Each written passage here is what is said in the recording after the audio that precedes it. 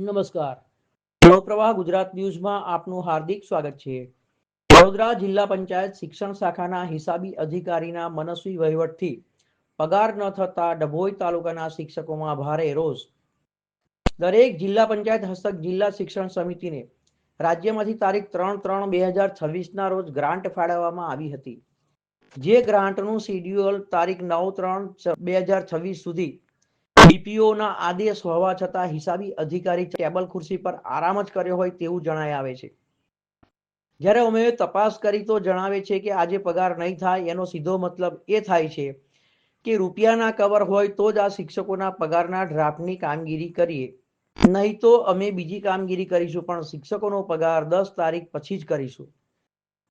તમારે જેને પણ ફરિયાદ કરવી હોય એ કરી શકો છો, એવો જવાબ મળેલ છે. તો ડીપીઓ અને નાયબ ડીપીઓ તેઓની ખુરશી સંભાળીને બેઠા હોય અને લાચાર બની ગયા હોય તેવું લાગે છે.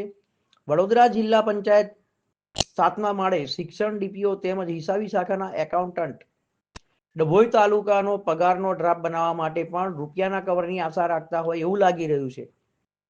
વડોદરા જિલ્લાના ડભોઈ તાલુકાને જ નિભાવ ખર્ચ ગ્રાન્ટ ઓછી મળતા શિક્ષકોના પગાર સમયસર ન થતા શિક્ષકોના મકાનના હપ્તા, ગાડીના હપ્તા તેમજ અન્ય હપ્તા પણ ભરવાના હોય છે, જેને લઈને શિક્ષકોમાં ભારે નારાજગી વર્તી રહી છે. કેટલાક શિક્ષકોને સમયસર પગાર ન મળતા હપ્તા પણ બાઉન્સ થયા હોવાના સમાચાર મળી રહ્યા છે.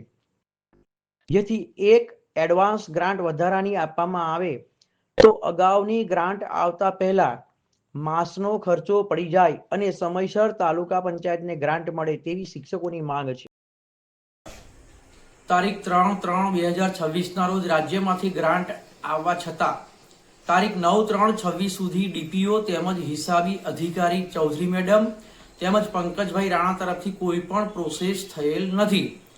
તાલુકાના શિક્ષકોના પગાર કરવા માટે કોઈની પાસે સમય નથી. જ્યારે શિક્ષકોના સંઘના અધિકારી શૈક્ષિક મહાસંઘના મહામંત્રી શ્રી દિલીપભાઈ પાઠક તેમજ ઉત્કર્ષ મંડળના ડભોઈ તાલુકાના અધ્યક્ષ અજયભાઈ ગોહિલ અમે બંને પૂછપરછ કરવા માટે જિલ્લામાં ગયા ત્યારે હિસાબી અધિકારી ચૌધરી મેડમ અને પંકજભાઈ રાણાએ પણ ગલ્લા તલ્લા કરી બેસાડી રાખ્યા 3 કલાક સુધી.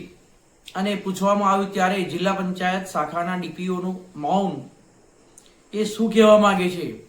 જ્યારે શિક્ષક સંઘના મહામંત્રી જયમીનભાઈ પટેલ તેઓ પણ ડભોઈ તાલુકાના હોય, રાજ્યના મંત્રી એમનું પણ મૌન હોય, ત્યારે સીધી લીટીમાં દેખાઈ આવે છે કે ડીપીઓ અને રાજ્ય સંઘના મહામંત્રી જયમીનભાઈ પટેલ ભ્રષ્ટાચાર આચરી અને 3 તારીખે રાજ્યમાંથી ગ્રાન્ટ આવેલ 10 તારીખ સુધી કોઈ પણ પ્રોસેસ થયેલ નથી.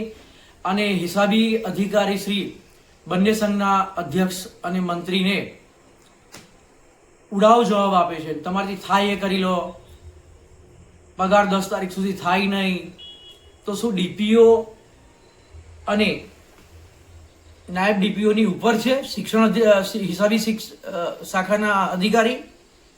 તો મારે એ જ કહેવું છે ડીડીઓ મેડમ શ્રીને કે આવા ડીપીઓ અને રાજ્ય સંઘના મહામંત્રી ડભોઈ તાલુકાના હોય અને તેઓ પણ ભ્રષ્ટાચારને પ્રાધાન્ય આપી રહ્યા છે અને શિક્ષકોને મકાન હપ્તા 10 તારીખે ભરવાના હોય છે અને અન્ય લોન પણ ભરવાની હોય અને તેઓને રિકવરી આવે છે. જ્યારે બાઉન્સ થાય છે ત્યારે એમનું સિવિલ પણ બગડી રહ્યું છે. ત્યારે આવા ભ્રષ્ટાચારીઓને સામે કડકમાં કડક કાર્યવાહી કરી અને ડભોઈ તાલુકાના શિક્ષકોનો પગાર નિયમિત થાય એવી અમારી માંગ છે. આવા ભ્રષ્ટાચારીઓના સામે કડકમાં કડક પગલાં લેવાય.